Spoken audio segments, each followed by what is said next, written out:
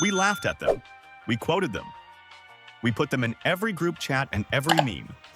But if you actually pay attention to what these characters go through, they weren't just here to make us laugh.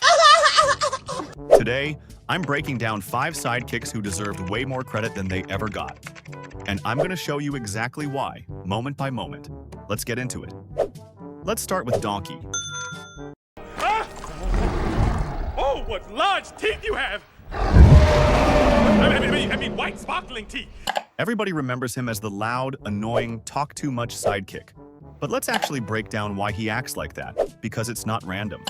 From the very beginning, Donkey is rejected. What have we got? Well, I've got a talking donkey. Right. Everyone wants him gone. He's chased out, unwanted, pushed away.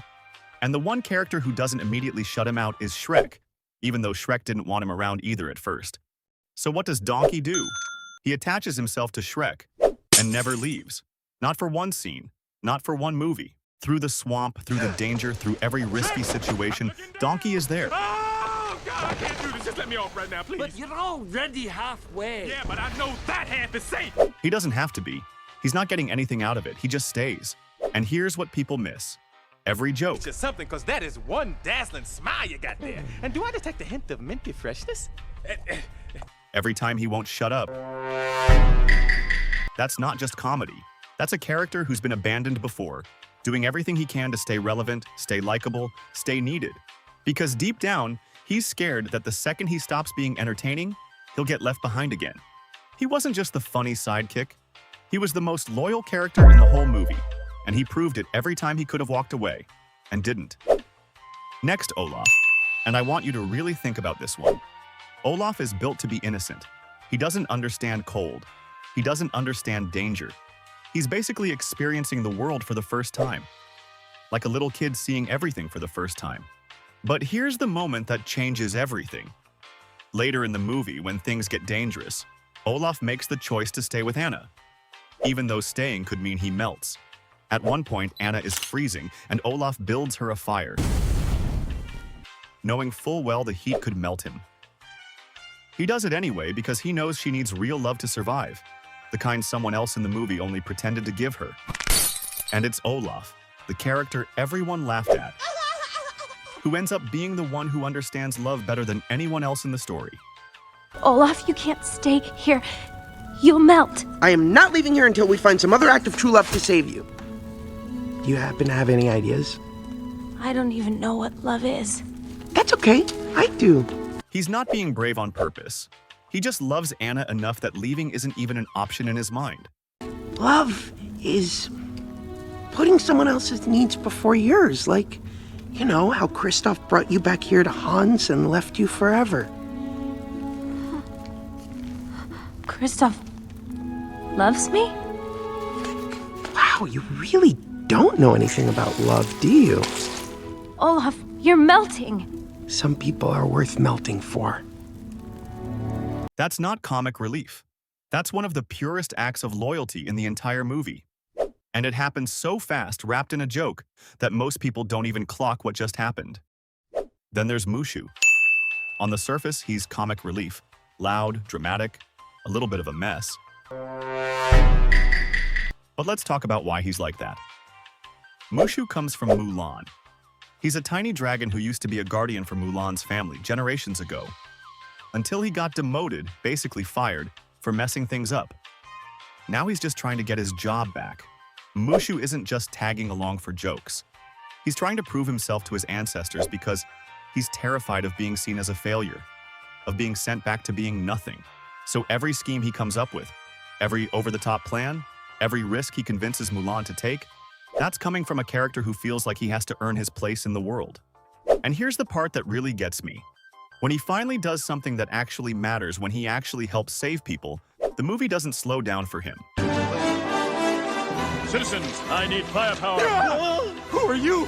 Your worst nightmare. It doesn't give him a big emotional moment. It just moves on to the next scene like it's nothing. He needed to prove he mattered, just to feel like he was allowed to exist. And when he finally did, barely anyone stopped to acknowledge it. That's exactly why he deserved better.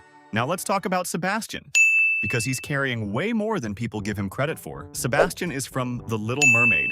He's a crab, and he works for King Triton, Ariel's dad, as basically his royal advisor, and the one who's supposed to keep an eye on Ariel and keep her out of trouble. Sebastian is stuck the entire movie between two things he actually cares about. On one side, he's loyal to the king, who trusts him to keep an eye on things. On the other side, he genuinely loves the person he's supposed to be protecting, and he wants her to be happy, even when her choices scare him. That's not an easy position. Every panicked scheme, every chaotic plan he comes up with, that's not just slapstick comedy. That's a character trying to do the impossible, protect someone he loves while staying loyal to someone he respects, knowing he can't fully do both. He's not just running around causing chaos for laughs. He's running from a decision he never wanted to have to make. Hey, Sebastian. I know you've been keeping something from me. Keeping something? About Ariel. Ariel? And by the end, when he finally picks a side, it's not because it was easy. It's because he cared more about her happiness than being right. And finally, Timon and Pumbaa. These two get treated like pure comic relief. The burping, the goofy songs, all of it. But look at what they actually do in that story. Timon and Pumbaa are from the Lion King, a meerkat and a warthog who live out in the jungle together, far away from everyone else, just looking out for each other. They find an orphaned cub, alone, traumatized, with nowhere to go, and they take him in. No hesitation, no questions asked. You nearly died. I saved you. Well, Pumbaa helped. A little. Thanks for your... They didn't just give him food and shelter. They gave him a place to laugh again after losing everything. They let him grow up feeling safe, feeling loved, feeling normal, after one of the most traumatic moments a kid's movie has ever shown.